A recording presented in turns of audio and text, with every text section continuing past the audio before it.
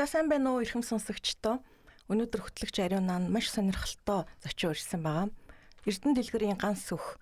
Манай ганц өх болохоор нефтийн химч мэргэжилтэй химийн ухааны доктор ийм зочин ирсэн байна. Сайн байна уу? Сайн байна уу? За сайхан зусч гин үү? Сайхан зусч гин үү? Сайхан баярлалаа. За ганц өх өөрийгөө сонсогчдоо танилцуулах уу? Сайн байцгаана та бүхэнд энэ өдрийн мэндийг хүргэе. Өдрийн мэнд. За. Намайг Эрдэнэ дэлгэрийн ганц өх гэдэг. Нефтийн химч мэргэжилтэй. Тийм химийн ухааны доктор, Монгол Улсын мэргэжсэн инженер. Тийм одоо Монгол Улсын шинжилгээ ухааны технологийн их сургуулийн геологи уулуурхайн сургуульд ахлах хөшөөр ажилладаг. Тийм хүн байна. Баярлалаа. Тэгэхээр ганц өх хизээ ер нь химч мэргэжилтэй болохыг шийдээд ер нь яаж энэ мэргэжлийг сонгосон бэ? Энэ талаар ярьж өгч. За. Тэгэхээр манай ээж болохоор Сэлэн аймгийн Мандал сумын 3 дугаар 10 жилийн химийн багш юм. Хими биологийн багш юм байна. Тэгээ ер нь бол анх нүдэн нэхэд л ерөнхийдөө үлэг систем харж исэн. Тэгэхээр яг ингээ химч болоод ингээ явна гэдгийг бол ерөнхийдөө яг мундаг одоо ингээ мэдж байгаагүй. Тийм. Гэтэ ээжийнх нь нэг лаборатори буюу одоо үндсэн хичээл ордог ангины ардталт нэг юм жижиг өрөө байдаг. Тэгээ тэр жижиг өрөөнд ерөөхдөө тэнд байгаа бодиснуудыг хооронд нь холих ээжийнхэн зааж өгсөн тэр одоо бусад хүүхдүүдэд зааж байгаа тэр нэг химийн урвалыг үзүүлэх тэр туршилтыг харж өссөн болохоор ерөөхдөө бараг л мэдээ өрсөн цагаасаа бараг энэ мэрэгжилт одоо орсон гэх үү дээ. Тийм. Зөв. Аав нь болохоор ямар мэргэжилтэй вэ? Манай аав Цагаалгын Эрдэнэ дэлгэр гэж хүн байдаг. Сэлэн аймгийн Мандал сумын автын бэцагчаар насаараа ажиллаад ерөнхийдөө одоо гавьяаны амралтанд гарсан тийм хүн байгаа. Баярлалаа. Тэгэхээр цагдаа багшийн хүүхэд. Ээж нь химийн багш нь байсан гэсэн тэ ганц үхийн. Тий. Манай ээжийг Санмын Баяр Чимэг гэдэг Сэлэн аймгийн Мандал сумын 3 дугаар 10 жилийн хими биологийн багшаар мөн ажиллаж байгаа детективтэй гараад одоо гавьяаны амралтанд суусан. Тийм хүн байгаа. Тэгээд ер нь бол хими биологийн багш тэгээд миний багш. Тэгэхээр ганц өх доктороос ингэж асуумаар байна. Таны бодлоор ер нь химийн мэргэжлийн ач холбогдол нь юу вэ? Химийн мэргэжлийн ач холбогдол гэдэг бол ерөөхдөө хүний амьдралын өөрийнх нь ойлголтыг тайлбарлах одоо яаж амьдрах вэ гэдгийг ерөөхдөө зааж тэрийг ойлгож болох тэр шинжлэх ухаан. Тийм. Их амар сүртэйгээр ингэж хэлээд байгаа нь учир нь юу вэ гэхлээр өнөөдөр бидний амьсгалж байгаа хоолоо идэ шингээж байгаа ус ууж байгаа алхаж байгаа энэ бүх процесс тийм ээ. Магадгүй хүнтэй гаруу ирээд инээмсэглэх. Магадгүй хүн уурлах, уйлах. Энэ бүх процессын цаана химийн урвалыг үүсдэг. Тийм болохоор энэ химийн шинжлэх ухаан гэдэг бол ерөөсөө одоо юу гэдэг хязгаарлалт бол байхгүй болчихдог. Зөв. Тэгэхээр ганц үхээс ингэж асуумаар байна. Та дипломо ямар сэдвэр бичижсэн? Ер нь ямар сургуульд төгссөн талаараа ярьж өгч. За.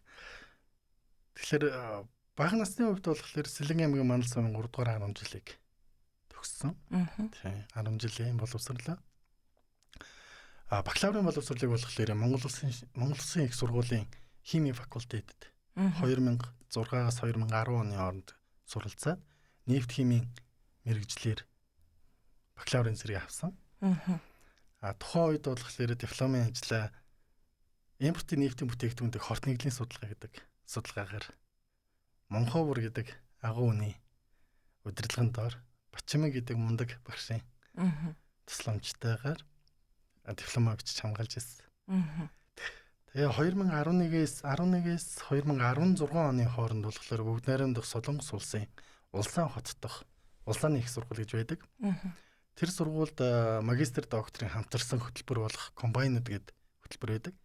Тэр хөтөлбөрт хамрагдах боломж олцсон. За тэгээд энэ хөтөлбөрт ороод ерөнхийдөө хим болон шинэ материалын чиглэлээр ерөнхийдөө судалгааны ажлаа хийгээд ерөнхийдөө химийн доктор гэдэг зэрэг авсан байгаа. Тийм. Гэхдээ дипломын ажил маань юу вэ гэхлээр усны дисперс үүсгдэг графин түүнийг гаргаж авах, ашиглах гэдэг сэдв байгаа. Графин. Тийм, графин. Тэгэхээр энэ графин гэдэг материалыг ерөнхийдөө хэрхэн гаргаж авах? Юунд ашиглах? Яаж ашиглах гэдэг чиглэлээр л ерөнхийдөө диплом хамгаалсан. Тэгээд 16-аас 17 оны хооронд пост доктор буюу докторийн дарга судлаачийн ажиллаар тухайн сургуультай буюу улсын их сургуультай гэхдээ өөр салбарт, байгаль орчны салбарт ажилласан байгаа. Баярлалаа. Тэгэхээр сонсогчтой хоёулаа графин гэдэг ямар материал байдгийг ярьж өгөх үү? За тэгье. Тэгэхээр графин гэдэг материал бол ерөнхийдөө би бүр онлын одоо үлгэр домгийн үеэс нь ярих гэж бодож байна. Тэг. Яагаад вэ гэхээр шинжлэх ухаан гэдэг бол хүний төсөөллөөр хязгаарлагддаг. За графин гэдэг материал нь бол эхлээд одоо ямар материал гэдэг хэлжтэй. Графин гэдэг бол ерөнхийдөө нэг атомын зузаантай. Ган төмөрнөөс 200 дахин бат бөх. Зэсээс 60 дахин илүү цахилгаан дамжуулдаг. Хөнгөн цагаанаас 5 дахин илүү дулаан дамжуулдаг тийм материал юм байна. Тэгээд нано хэмжээнд оруулчихж байгаа. Нано. Тий. Тэгэхээр бид нар нано технологи гэж ярьдаг, нано хэмжээ, нано гэж яриад байдаг. Гэтэл нано гэдэг бол ерөнхийдөө метр, сантиметртэй ижлэгийн хэмжээсийг хэлээд байгаа. Тэгвэл яг графин маань ямар материал вэ гэхээр нэг 10-аас 15 микроны хэмжээтэй байгаа. Тэр нь юу вэ гэхээр нэг юм гадаргуугийн талбай гэсэн үг шүү дээ. Тэгэнгүүт л зузаан нь болохоор ганцхан атомын зузаан таахгүй. 0.36 та гэсэн үг. 0.36 нанометр. Тэг ганцхан атомын зузаанд. Тэгсэн хэрнээ гангаас 200 дахин бат бөх. Ийм материал. Маш хөнгөн тийм ээ. Маш хөнгөн. Дээрс нь маш бат бөх. Тэгсэн хэрнээ уян харимхай шин чанартай буюу яг даавшаа гэсэн үг. Тэгэнгүүт л энэ материал яасан материал вэ? Яад хизээ гаргаад авчихваа гэхлээр ерөөсө 2006 онд Андрегийн Константин Новоселов гэдэг хоёр нөхөр Английн гаргаж авсан байна. 2006 онд гаргаж аваад 2010 онд Нобелийн шагнал авсан. Энэ материалаар. За тэгвэл өмнө би хэлсэндээ үлгэр домгийн үеэс гэдэг. Энэ материал байж болох юмаа гэдэг анхны санаа 1850-ад оны үед анх гарч ирсэн байна. 1850-ад он. Тухайн үед болохоор юу байсан бэ гэхлээр яг өнөөдрийн хэмжээ технологи хөгжөөгүй байсан болохоор мундаг одоо микроскоп байхгүй тий. Мундаг тэр нэг шинжилгээний аппаратууд байхгүй. Гэхдээ онлын хувьд ийм материал байж болох юмаа гэдэг. Тэгэхээр өнөөдөр бид нар болохоор одоо ингээд гаргаад авсан байна шүү дээ. Гангаас 200 дахин бат бөх уян налмхай шин чанартай цахилгаан дулаан намжуулдаг гэл. Тэгвэл яг 1800-аад оны үед одоо шинжлэх ухаан зүгээр судалж байгаа одоо шинжлэх ухааны мэдлэгтэй тийм хүмүүсийн хувьд болохоор ийм материал гарна гэдэг бол ерөөс төсөөлөх шиг байна. Саяхан бид нар карбон нано тюб гэдэг нэг үг сонсч ирсэн тийм 2007 оноос хойш. Яг тухайн үед нано гэдэг үг орж ирж ирсэн. Монгол Улсын их сургуулийн багш Ган Зориг гэдэг хүн Монгол улсад анх нано гэдэг үгийг оруулж ирж ирсэн. За тэгвэл яг тухайн үед карбон нано тюб гэдэг материалаар Япончууд газраас тэнгэр хүртэл шат барина гэж ярьж ирсэн. Тэнгүүт л нөгөө материал нь яадаг вэ гэхэл мөн графинтай ижилхэн тэр бат бөх шин чанартай уян налархай шин чанартай тийм материал байсан. Тэнгүүл энгийн хүмүүсийн бод буюу яг шинжлэх ухааны салбарын яг хүмүүсээс бусад хүмүүс юу гэж бодож ирсэн бэ гэхэлэр ийм материал байх боломжтой гэж үгэж байгаа. Тэгвэл өнөөдөр бол боломжтой. Тий. Карбон нано тюбч байна. Графинч байна. Тэгэхээр ганц их доктороос ингэж асуумаар байна. Сонсогчтой зориулаад графин ер нь энгийнээр хэлэхэд ямар юунд ордгийг та яриад өгч. За. Тэгэхээр ганцхан үйлбэрээр хэлэхэд графин бол эдгээс босоод бүх зүйлд орно. Эмэнд орно. За эмэнд яаж орох юм бэ?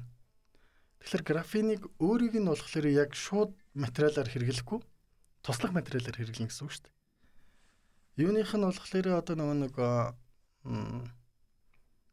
одоо хүн төрөлхтний хамгийн аюултай өвчин байлаа гэхэд тэр нь болохоор хавдар байна. За хавдарт яаж ийм гэхээр хавдрын эмийг яг хавдрын цэгт эстээр навьчиж хүргэж өгөх үйлчлэгээтэй тийм зорилтоор ашиглаж болж байна. За эмэн дээр бол тийм дээ. За тэгвэл энэ эмнээс гадна ерөөсө технологийн 60 гаруй технологийн салбарт графиныг ерөөсө өргөн хэрэглэх бүрэн боломжтой. Үндсэн болоод туслах материалаар. За хамгийн одоо хүн болгоны өргөн хэрэгэлдэг. Бид бүгдээр гар утас хэрэгэлдэг тийм. За тэгвэл гар утасны touch screen гэж нэрлэдэг. За touch screen. Энэ яаж ийм вэ гэхээр бидний гарыг хүрэхэд тэнд биометрик буюу хүний гарын дулаанаар ингээд цахилгаан нэмжүүл цэник үүж. Эсвэл ингээд дулаанаар нь ингээд ангууд цаана ямар мэдрэгч байгаа ажиллаж идэг тийм. Тэгвэл тэр нэмгэн нарийн жижигхэн тэр мэдрэгчүүдийг бүгднийг хооронд нь холбох боломжтой. Холбох шаардлагатай гарч. Тэгвэл яг тэрийг графинаар хийчихсэн. За өөр мөн гэх юм бол утас батарейгүй явахгүй тийм.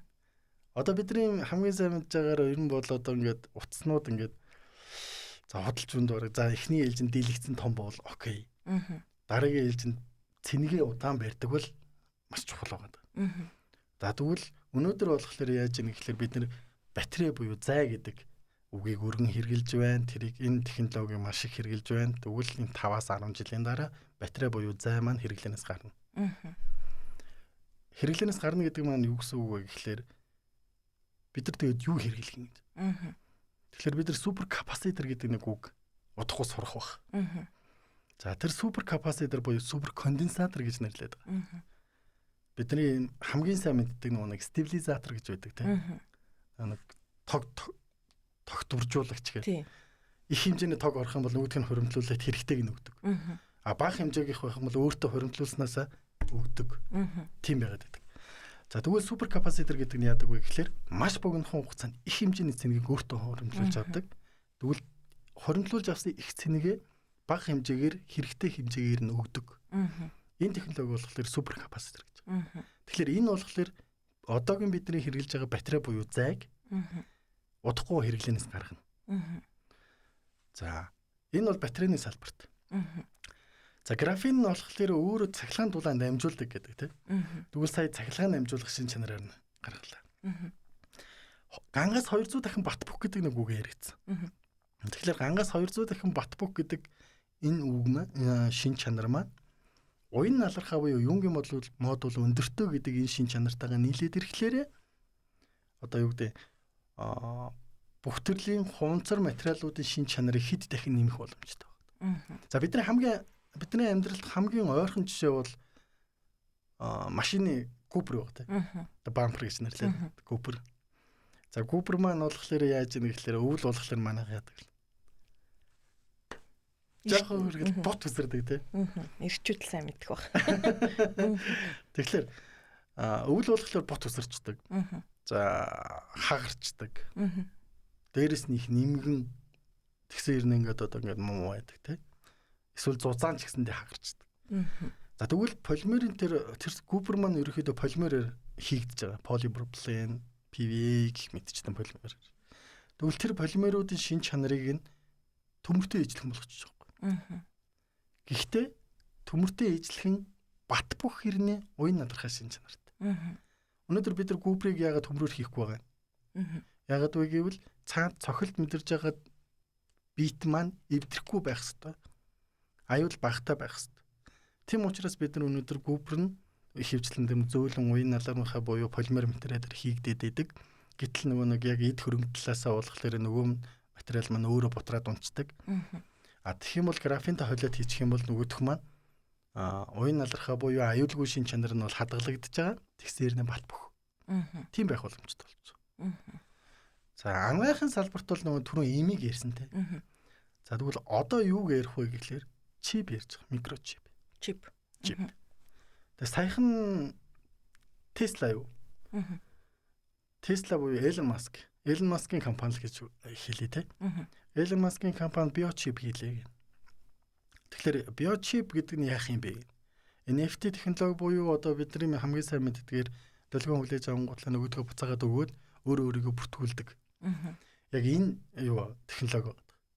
Тэгвэл энэ технологи болохоор хүний биед ямар нэгэн хор нөлөөгүй хэрнээ үйл ажиллагаа нь маш тогтвортойгоор явж явах хэрэгтэй. Тэгсэн хэрэг маш жижигхэн байх хэрэгтэй тийм. Бид нар ийм том чип арьсан доороос суулга бондолгоод явж чадахгүй шүү дээ. Ямарваа нэг тодорхой хэмжээний сөрөг уруулаа явуулж таараа. За тэгвэл яг энэ биочипийг графинаар хийж. Графинаар хийх боломжтой. Энийг хийсэн тохиолдолд яаж ийм гэхээр маш нэмгэн учраас тэнд байгаа үг нь л мэдэгдэхгүй. За энэ бол яг хөө иргэний технологиуд байна тийм. Эрүүл мэнд иргэний технологи. За цэргийн технологид бол өргөн хэрэглэх боломжтой. За жишээлбэл сум нэвтэрдэг хантаац. За сум нэвтэрдэг хантаацаас гадна сум нэвтэрдэг эсвэл ойрын дайралтын одоо нэг одоо хутганы гэсэн үг шүү дээ тийм. Зүсэгддэг, урагддаг. Тэгсэн хэрнээ ингээ хүн хөдлөөд явж хахад хөдөлгөөнөөс нь цахилгааныг ингээ үсгээд тэрийг одоо нэг тодорхой хэмжээнд жижиг бичил төхөөрөмжүүд буюу утас станц гих зэрэг эдгээр технологиудаа ингээ цэнэглээд явах боломжтой тийм товц хэрэглээ хийх боломжтой. Тэгэхээр ерөөсөө хэрэглээний хязгааргүй болж тарж байгаа.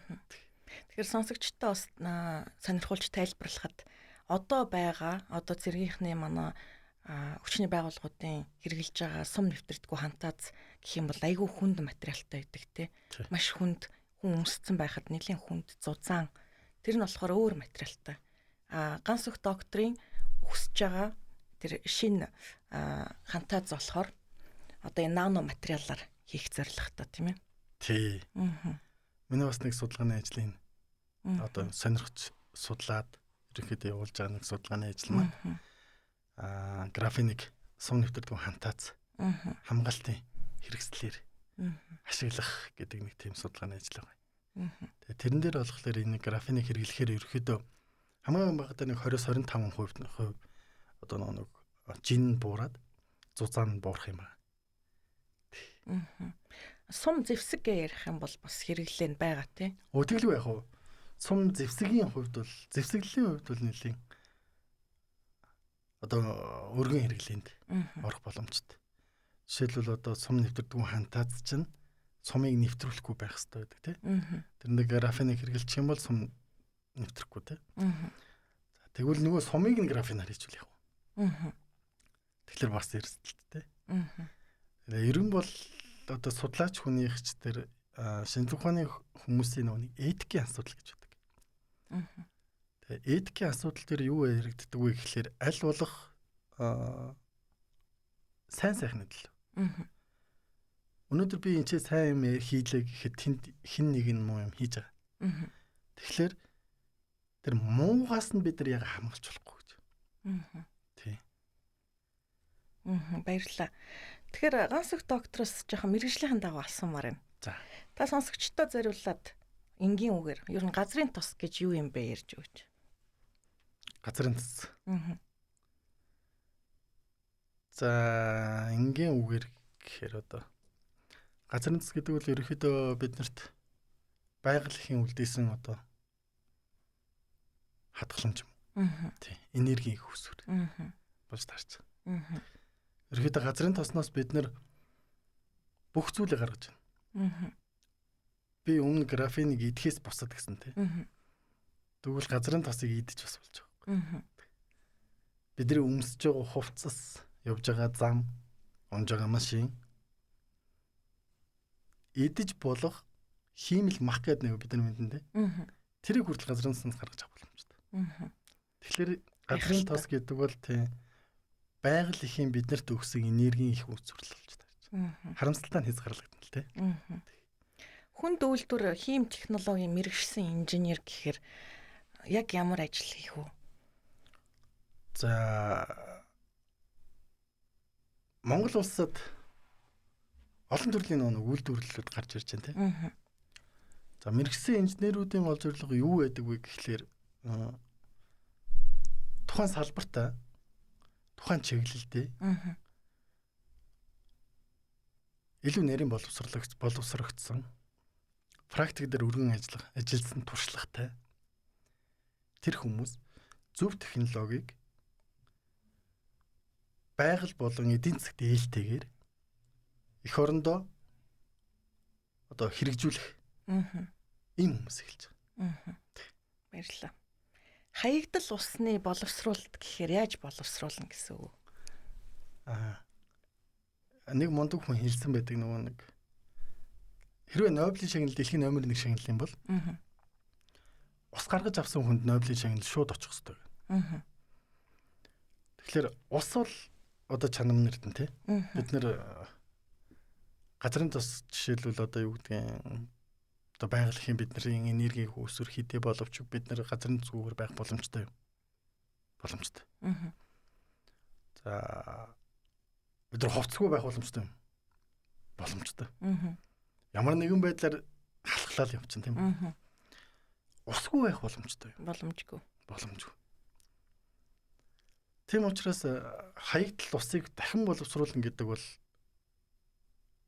хүн төрөлхтний өмнө ганцхан монголчууд биш үү? Хүн төрөлхтний өмнө хамгийн чухал зүйл байдаг. Тэгэхээр энийг яаж боловсруулдаг вэ гэхлээр одоо бид нар бол өнөөдөр нойлын усаа ууж болох цэвэр усаар татж байгаа шүү дээ. Тий.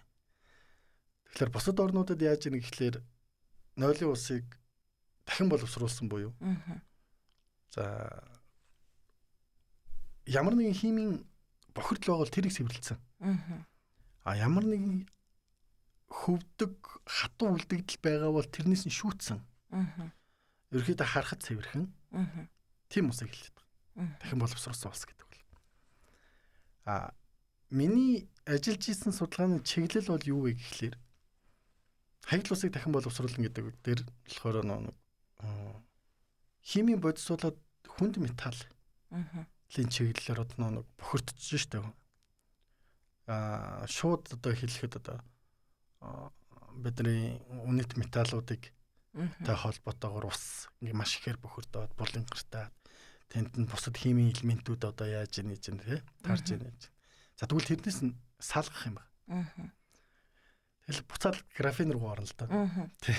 Тэгэхээр графиныг энэ дээр яаж хэрэгэлсэн бэ гэхлээр усанд болохоор ерөөхдөө хоёр төрлийн микро бохирдуулагч байгаа. Микро буюу одоо бидний бүх сонсогчдын манч болон баг бүх хүмүүсийн мэддгээр микро буюу бага одоо нүдэнд үл үзэгдэх хэмжээтэй тийм бохирдуулагчд аюултай байдаг учраас тэднээс салгахтай графиныг ашигласан. Тэр ямар юу байсан бэ гэхээр үндсэн хоёр төрлийн бохирдуулагч байдаг. Нэг нь органик, нэг нь органик биш.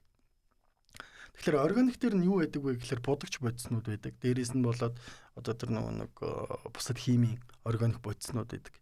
Тэгвэл тэрийг заавал уснаас салгах хэрэгтэй. Цэвэрлэх хэрэгтэй. Тэгэхээр яаж цэвэрлэдэг вэ гэхээр шингээх аргаар юу цэвэрлэдэг. За хүнд металл буюу металлын одоо органик биш гэж байгаа тийм. Тэгвэл тэр нь болохоор ихэвчлэн хүнд металлын төрлийн бохирдуулагч нар байдаг. Нүдэнд үл үзэгдсэн шүү дээ. Тэгэхээр эднэрийг яаж цэвэрлэх вэ? Үндсэн ганц технологи нь юу байдаг вэ гэхээр хамгийн үр дүнтэй нь шингээх технологи гэдэг. Тэгэхээр шингээх технологи нь юу вэ? Шингээх технологи нь болохоор adsorbing технологи гэж нэрлэж байгаа. Тэгэхээр энэ дээр болохоор графин гэдэг нэг нано материал байгаа шүү дээ. Нано зузаантай. Тэгсэн хэрнээ өөрөө талбай нь бол том тийм материал байгаа гэдэг. Тэр материалын маань нэг гайхамшигтай шин чанарыг би бас дурдаагүй. Тэрний юу вэ гэхээр гадаргуугийн идэх талбай гэж байгаа. Тэгэхээр гадаргуугийн идэх талбай гэдэг болохоор юу вэ гэхээр өөрийнх нь гадаргуу дээр суулгаж болох буюу татаж авах, шингээх чадвар бүх идэх материал чанарыг хэлж байгаа. Тэгэхээр графины гадаргуугийн идэх шин чанар нь 1 г графин 2400 м2 талбайг бүрхэх хэмжээнд. Тэгэхээр ганцхан грамм графин тийм том талбайг хэмжээний одоо юг бохирдлыг ч юм уу тийм тийм том талбай гэж юм уу бүрэх тийм боломжтой. Тэгэхээр яг энэ шин чанарыг нь ашиглаад тэр нэг усанд байгаа органик болоод хүнд металлын шүүж аваа одоо шингээж авсан. Авах тийм судалгааны ажлыг хийчихсэн. Ганс их доктор Солонгост нийт хэдэн жил боллоо? Солонгост нийтдээ 6 жил болсон байна. Тэнд бас сургуулаа төгсчөөд багшилж исэн тий. Судалгааны ажил. Тий, ерөнхийдөө 2011-ээс 2016 оны хооронд магистр доктор тий сургалт оюутнаар 16-аас 17 оны хооронд пост доктор буюу докторийн дараах судлаачаар ажиллаж байгаа. Таны бодлоор Бүг найрамдах Солонгос улсын химийн салбар гэж ярил л да. Тэндээс Монгол улсын химийн салбарт нутагшуулах авах ямар чанарууд байна? Давуу талууд нь. Солонгосын үнд хэлэхэд байгалийн маялаг байхгүй шүү дээ. Гэтэл Монгол юу лээ?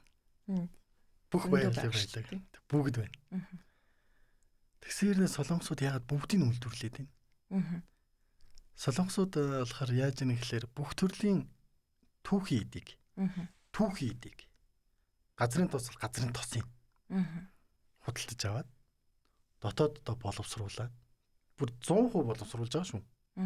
Ямар ч үлдэгдэл байхгүйгээр 100% боловсруулаад өөртөө хэрэглээд илүүг нь экспортлж байна. Тэгэхээр тэнд юу байгаа вэ гэхлээр дэлхийн бүх шилдэг технологиуд байна. Бүх шилдэг технологиуд. Яг уу тэнд нэгдсэн шинэ технологи нь орд Солонгост хэрэглэгдэх нь ерөөсөй цаг хугацааны асуудал байна. Тэгэхээр Монголд нутагшуулах ёстой зүйл юу вэ гэхлээр бид нар тэнцээ боловсруулж байгаа арга технологиг л Монголд оруулаад ирмээр. Эсвэл тэр. Солонгост бүх шилдэг юм зүйлүүд байна. Одоо шинжлэх ухаан технологиор чиглэг одоо хамгийн мундаг Япон байна тийм ээ. Электроникийн салбар малбар. Одоо юу вэ? Одоо IT-ийн салбарын одоо цагуурийн хөндөй гэвэл одоо Америкийн тий. Тэдний одоо юу вэ? Бүх өндөр хурдны интернет. Солонгост тэр интернет нь ороод ирсэн. Бүх шилдэг гоё хамгийн шилдэгүүд нь тийч шилдэгүүдийг нь бүгднийг авчраа нэг дор ингэ байрлуулсан байна. Тэгвэл бид нар яг түнтэй адилхан хамгийн шилдэгүүдийг нь авчрах хэрэгтэй болж тарж. Бид нар давуу тал нь юу вэ гэхлээр дэлхийд шүү. Дэлхийд давуу тал юу вэ гэхлээр бид нарт бүх төрлийн түүхийд байгаа. Гэхдээ манай профессор нэг хэлсэн гоё үг байдаг. Гасгүй чи юу хүсэж байна? Чиний мөрөөдөл юу юм бэ? Тэгэхээр би дөнгөж бакалавра төгсөөд хүрээд ирсэн те. Нилээн бардам Монгол оюутан байгаа шүү дээ. Монгол улсын их сургуулийг төгссөн те. Би химийн үйлдвэртэй болно гэсэн. Ямар мэдэхгүй. Ямар тач химийн үйлдвэртэй болно. Тэгсэн чинь манай профессор юу гэж хэлсэн гэхлээр химийн үйлдвэртэй болно наа чи гоё мөрөөдөл байна. Яа болохгүй гэж. Гэтэ яг юу үйлдвэрлэе? Танай хоёр талд Хятад байна, Орос байна. Мөнхийн хөрсөж. Энэ хоёр чинь хоёулаа бүгдийг нь үйлдвэрлээд байна. Чамд үйлдвэрлэх юм байгаа мó? Чи үйлдвэрлэлээ. Яг хуу танай байгалийн баялагч юм байгаа л да. Чи тэрнчнээс түүхий эдээ боловсруулаад гоё ингээд мундаг ингээд үйлдвэр байгуул. Тэглээгээд чи Хятад Орос хоёроос хямдхан хийж чадах уу? Би хариулж чадаагүй л дээ. Тэгсэн чи манай профессор надаас хариултгүй асуусан юм билээ. Тэмглээ үргэлжлүүлээ надад юу гэж хэлсэн бэ гэхлээр чи үйлдвэртэй болж болно. Гэхдээ тусгай зориултын материал үйлдвэрлэлээ. Монголд энэ төрлийн зах зээл бол хангалттай байна. Тэгэхээр тусгай зориултын материал гэж юу вэ гэдэг асуулт гарч ирж байна. Тэгэхээр NASA гэдэг нэг компани байдаг тийм. Одоо Америкийн сансрын технологиг одоо ингээд боловсруулад. За тэгвэл тэнцээ одоо нэг Пужингийн хошууны энэ хамгаалт байна л да. Тэгэхээр тэр хошууны хамгаалт нь одоо үндсэн шаардлага нь юу байдаг вэ гэхээр маш өндөр дулааныг тэсвэрлэх чадвартай. За тэгвэл тэр өндөр дулааныг тэсвэрлэх чадвартай материалын шин чанар нь Монгол эсхийн мимик буюу Монгол эсхийтэй ижлэхэн технологи байгаа шүү дээ тэнд. Гэж хэлж байгаа юм манай профессор. Тэгэхээр чи тусгай зурвалын материал гэдэг бол ерөөсөө тийм материалыг бод. Тийм материалын үйлдвэрийг чи Монголд хийх юм бол чиний химийн үйлдвэр чинь тэр болно гэж. Тэгэхээр таны түрүүн хэлсэн нөгөө хантаз руугаа эргээд орё л доо. Ер нь Монголын одоо төрийн байгууллагууд жишээ нь Батлан хамгаалах яам хэр дэмжиж хамтарч ажиллаж байна? Ер нь бол яг одоо төсөл маань судалгааны ажил маань ерөөхдөө явагдаж байгаа. Тийм. Эхний элдний уулзалтууд мэдээж хийгдсэн. За уулзалтаар бол мэдээж дэмжиж байгаа. Болдог бол хордлуулах юмсан тийм ээ? Тий. Яг энэ нэг мэдээж тодорхой шатараалын дагуу явна л да. Тийм. Хэрвээ дэмжигдвэл графин барилгын салбарт яаж ашиглагддээ? За энийг шууд хэлэхэд болохоор Монголд хамгийн анхны масс хэмжээгээр гаргаж авсан графиныг дэмжиж яг энэ графиныг одоо Монголд одоо судалгааны ажлаа одоо ингээд одоо их хэмжээгээр ингэж гаргаж авах боломжийг олгосон хүн би. Би талархаж явах хэрэгтэй гэж боддог. За тэгэхээр юуны өмнө бол энд Монголд хамгийн анх масс хэмжээгээр графин гаргаж авах боломжийг олгосон нэг хүнд би талархал илэрхийлмээр байгаа. Энэ хүн бол компани охин компани болго True TRC-гийн компани захирлаар ажиллаж байсан Хандмаа гэдэг. Хандмаа захиралд талархал илэрхийлмээр байгаа. Ягаад гэвэл тэр хүн бол мундаг шинжлэх ухаанч хүн. Тэгээд анх би ингээ графин хийж байгаа маа гэд санал тавьсан. Тэгэхэд болохоор Монголд одоо юу гэдгийг утыг би юугаар дэмжих вэ?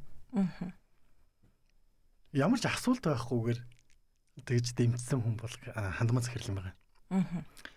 Тэгэхээр Хандмаа захирлын багтай хамт барилгын салбарын буюу барилгын салбарын гол материал болох цемент байгаа шүү дээ, тийм ээ. Бид нар хамгийн өргөн хэрэглэдэг 42.5 гэдэг нэг тийм серийн цемент байгаа. Бид нар өргөн хэрэглэдэг. За тэгвэл тэр цементэн дээр графиныг суулгаж өгсөн. Графиныг хольж өгсөн байна. Тэгэхэд бол үндсэн шин чанар нь 2.8 дахин нэмэгдсэн. Бат бүхэн гэсэн үг. Тэгэхээр барилгын салбарт бол ерөөсөө цементэн дээр маш бага хэмжээгээр хийж байгаа шүү дээ тэр чинь. Юу килограммаар нь биш. Маш бага хэмжээгээр хийсэн. Тэгэхэд болохоор 2.8 дахин тухайн цементийн шин чанар нь нэмэгдэн гэдэг бол маш өндөр үзүүлэлт болж таарч байгаа. Тэгэхээр энэ бол ганцхан цементэн дээр хэрэгж байгаа асуудал тийм ээ. Тэгэхээр арматур төмөрөнд нь оруулал яах вэ? За цонхны материал дээр одоо графиныг суулгаж байна. Одоогор дэлхийн технологи дээр дэлхий дээр тийм. Тэр нь яаж ирнэ гэхлээр болохоор хүний нүдэнд болохоор ямар нэгэн тийм саад болох юм байхгүйгээр гаднаас гэрлийг шууд оруулж ирж байгаа. Хэрэг хүсэх юм бол нэг хоногт арахад тэр цонх маань буцаад хөшөг болчих. Хан болох боломжтой. Өөрөөр хэлэх юм бол тэнд бас нэг жижиг химийн урлал өгдөг шүү дээ. Химийн урлал өгдөөд тэр маань хөшөг хаацсан юм шиг тийм гэр нэвтрүүлэхгүй болох боломжтой болчихсон. Гэх мэтчлэн одоо графиныг барилгын салбарт бол өргөн хэрэглэх боломжтой. Баярлалаа. Тэгэхээр ганц өх доктор зөвлөх үйлчлэгийг үзүүлдэг компанитай тийм ээ шинжлэх ухааны зөвлөх үйлчлэг энэ талаар ярьж өгч. За 2019 онд найзуудтайгаа нийлээд Science Consulting гэдэг компанийг байгуулсан. Тэгээд энэ компани болохоор юу вэ гэхлээр ерөөхдөө шинжлэх ухааны технологийн чиглэлээр зөвлөх үйлчлэг үзүүлэх зорилготой. Гэхдээ энэ нэг одоо юу гэдэг бид нар өөрсдөө тэгж боддیں۔ Онцлогтой. Тэр нь юу вэ гэхлээр гадаадд магистр докторийн зэрэг хамгаалсан. Өөрийн гэсэн оюуны бүтээлтэй буюу судалгааны ажлаа, ямар нэгэн судалгааны ажлаа олон улсын сэтгүүлд хэвлүүлсэн тим хүнээр хүмүүсээр залуу магистр докторуудаар ерөөхдөө бага бүрдүүлсэн. Энэ бол манай компани онцлог юм байна. Тэгэхээр яагаад заавал гадаад гэнэ юм те? Юу гадаад дандаа л гадаад гэнэ. Тэгээ юу бас судалгааны ажил хэвлүүлж байна. Гэдэг нэг тийм асуулт гарч ирээд байдаг. Тэгэхээр хүний нутаг суралцж байгаа хүмүүс зөндөө олон төрөл байгаа тий. За тэр суралцж байгаа нөхдүүдэд дунд судалгааны ажлаа олуулсан сэтгүүлүүдэд өөрийн бүтээлээ хэвлүүлсэн байна гэдэг бол тэр хүн амьдралынхаа тодорхой хугацааг яг зорилгын дагуу өөрөө хариуцлага болоод ухамсартайгаар тэр ажлыг одоо өндөр чанартайгаар хийсэн байна гэдгийг олуулсанд тэр хүнийг нотолчихж байгаа байхгүй. Тэгэхээр тэр хүн танд зөвлөх үйлчилгээ үзүүлэхдээ ямар нэгэн байдлаар дутуу зүйл гаргах уу гэдэг асуултын нэмэгдэж байгаа. Үгүй л болов. Өөрөөр хэлэх юм бол тухайн хүн өөрийн гэсэн тэр одоо юу гэдгийг амьдралыг үзэх үзэлтэй болчихлоо тий. Хийж байгаа ажлаа 100% хийх хэрэгтэй болчихж байгаа. Ажил хийвэл дуустал, тавс хийвэл уустал гэдэг үгийг ерөнхийдөө мөрдлөг болгоцсон хүмүүс гэсэн үг байхгүй. Тэгэхээр тэд нар маань арай жоохон өөр стандартаар ажилладаг. Жишээлбэл бодит үнэн бол бодит үнэн тий. Одоо нэг тийм жоохон онцгүйгээр хэлэхэд болохоор зөвлөх үйлчлэгээ үзүүлж байгаа хүмүүс дунд би бүгдийг хэлээгүй. Бодит үнэнгийн дарах тохиолдол байж. Гэтэл тэр зөвлөх үйлчлэгээ үзүүлж байгаа хүн юу хийх ёстой вэ те? Энд чинь болж штэ, энд чинь болохгүй штэ гэдгийг шинжлэх ухаан технологийн үндсэн дээр тайлбарлаад зөв байна, буруу байна гэдгийг нь ойлгож өгөх ёстой. Би тэнд чинь зөндөө бол инженерүүд байгаа. Гэтэл танаас зөвлөх үйлчлэгээ аваад идэг. Та тэрийг нь зөв хэлэх ёстой болохоос биш хин нэгэн удирдлага те. Хин нэгэн эрх мэдэл бүхий хүний үгээр тэр одоо юу гэдэг нь дүгнэлтийг засах ёсгүй байхгүй. Гэтэл тийм юм байна уу? Монголд байна. Баярлалаа. Баярлалаа. Ганс өх доктор Монгол улсын бас шинжлэх ухааны салбарт 27 наснда доктор болсон. Энэ бол маш ховор. Та ийм залуугаараа доктор болоод танд ямар сэтгэл төрсөн бэ? 10 жилийн өмнө шүү дээ. Тий, 10 жилийн өмнө. Ер нь бол тухайн үедээ би өөрөөр маш их бахархаж ирсэн. Тэгээд ээж аавда гэр бүлийнхэнд маш их баярлж ирсэн. Тий. Одоо ч баярлж байгаа л да. Тий. Монголын нийгэмд орж ирээд ерөөхдөө одоо юу гэдгийг эхлээл одоо олон улсын боловсролыг 27 гэтээ докторийн зэргийг 27 наснда авлаа гэх. Ер нь бол 30 хүрээгүй доктор авсан Монголд цөөхөн дүн байдаг. Тий. Одоо миний хамгийн одоо юу гэдгийг сонссноор штэ. Тийм магадгүй дутуу сонссон байх тий. Сонссноор гончигд орж байгаа их залуудаа доктор авсан мэлээ. Тэг улсын бол ингэ шунгасан тий. Тэгээ бас хүмүүс байдаг бах. Тийм миний одоо хамгийн одоо юу гэдгийг баттай сонссноор гэх юм уу та тий. Монголдо ирээд Монголын нийгэмдээ орж ирээд ирэх юм бол харамсах шахсан шүү. Би одоо 27 наснд хүртэл докторийн зэрэг авахын тулд өдөр шөнө өглөө хооройгоо тэр лаборатори судалгааны ажлаа хийгээд тий. Одоо тэгээд яаж юм гээд. Ингэж явж байгаа хооронд би Монголдоо зүгээр бизнесийг явуулсан бол тэр байсан шүү. Хэрвээ та бизнес хийсэн бол ямар салбарт бизнес хийх вэ?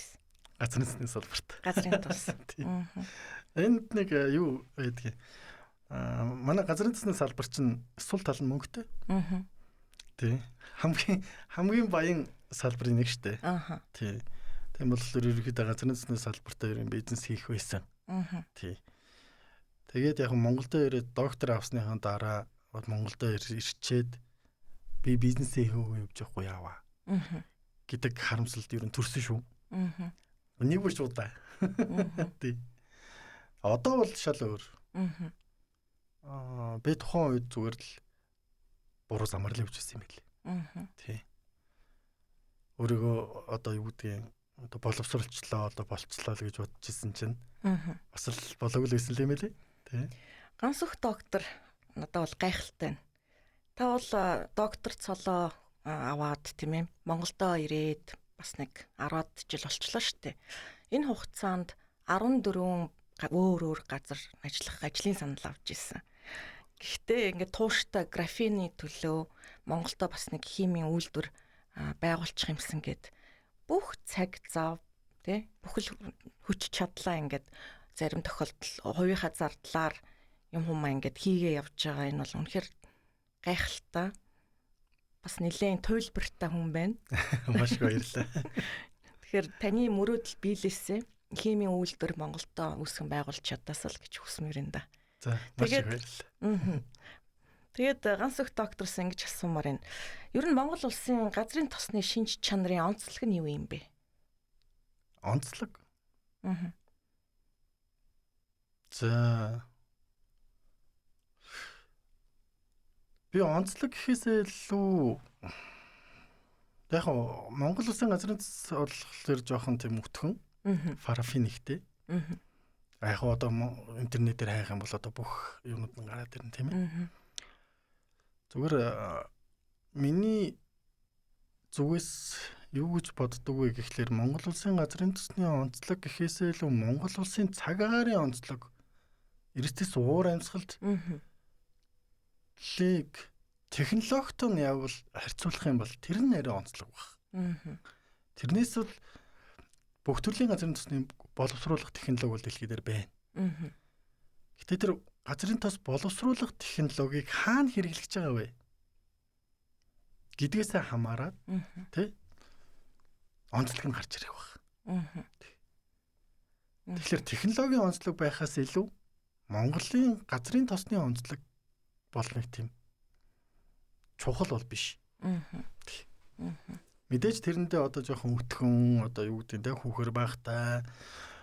За одоо байж байгаа технологиос нь хамааруулаад одоо бид нар дизель түлшээ гаргаад авчин, бензинээ гаргаад авчин, ямар ч асуудал байхгүй тий тех байх боломжтой. Гэвтэл тэр чинь одоо тэр газрын тосыг маань бид нар шугам болгоор дамжуулж штэ. Шугам болгоор дамжуулж байгаад болохоор нөгөө нэг манай газрын тос ч өөрөө өтгөн. Парфин ихтэй. Өтгөн гэхлээс илүү парфин ихтэй учраас дамжуулж байгаа шугам хоолой маань жоохон бага хэмжээний дулаантай тий. Урсах боломжийг нь хадгалсан тэр одоо нэг температурын зохих боломжтой байх ёстой. Тэнгүүдлээ одоо хэдийгээр манай Монгол улсын урд цэг арай жоохон дулаан цэгт үйлдвэр нь баригдаж байгаа хэдий боловч тэр технологи маань мэдээж одоо эрсдэс уур амьсгалтай буюу өвөлдөө хасах 20 хүрч байгаа шүү дээ тийм ээ. Тэгвэл хасах 20 градустай өвөлдөө тийм үү 100-аа нэмэх 35. Тэр температуруудад технологиуд маань зөв ажиллах хэрэгтэй тий. Тэр нь л онцлог болж байгаа. Та чөлөө цагаараа юу хийдэг вэ? Ер нь хобби. Ямар хоббитай вэ? Ганц өх.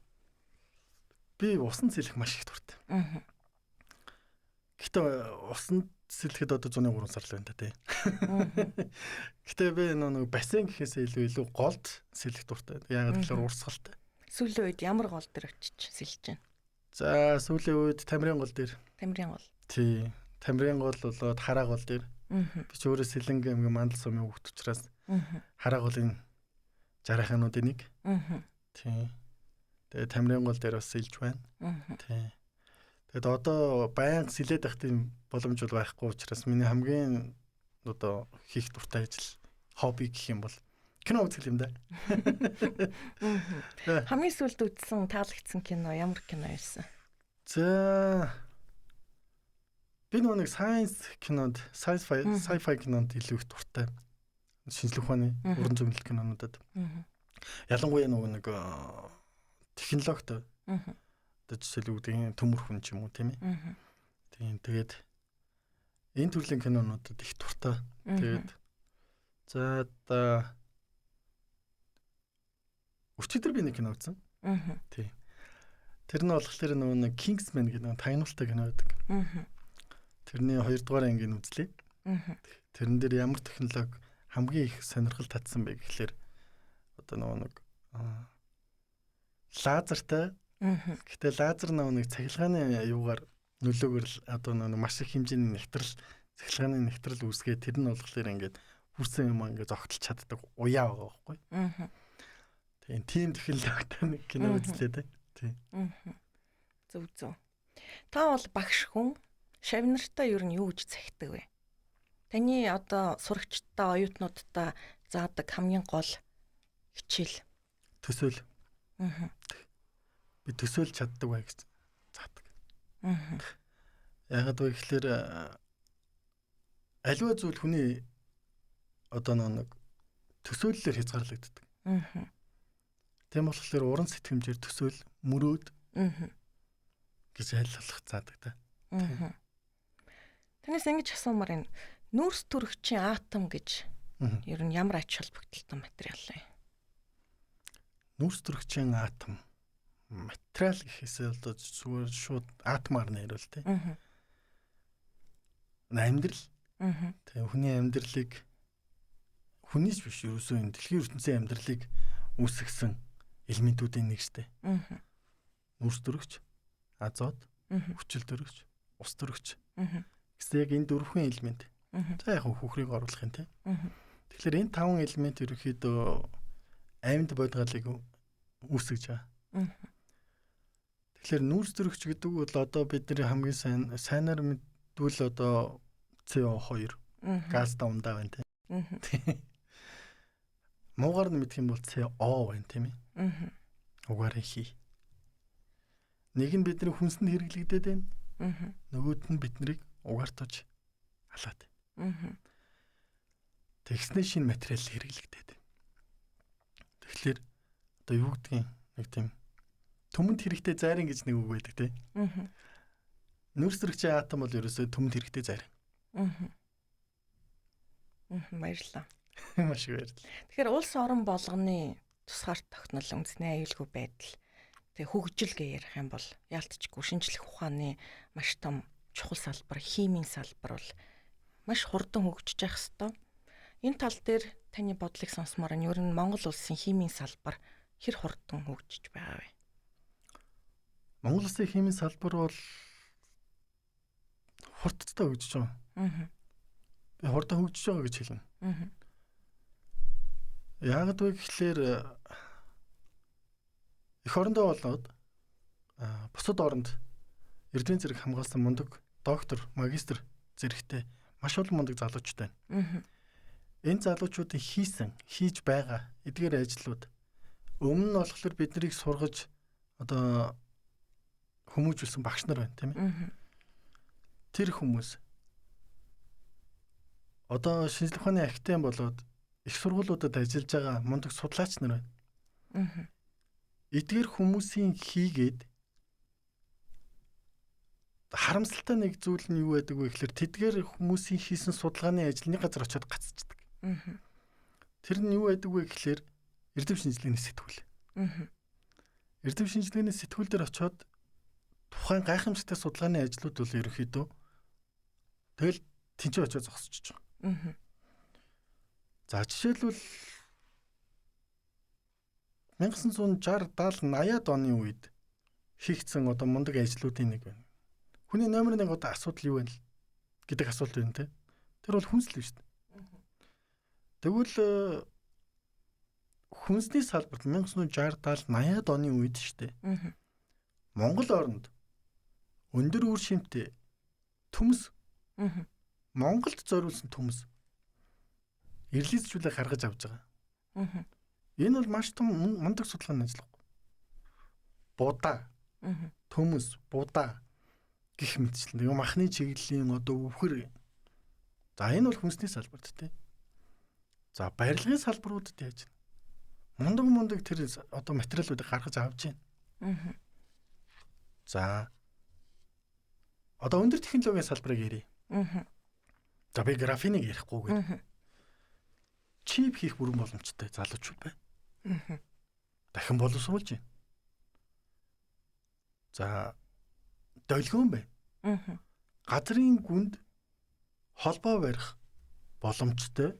Тийм холбооны хэрэгсэл хийцэн залуучууд байна шүү дээ. За Тэгэхээр ганцхан химийн салбар биш, бүх төрлийн шинжлэх ухааны салбарт ерөөсөө Монгол залуучууд мундаг ажиллаж байна. Хөгжил бол маш хурдтай байна.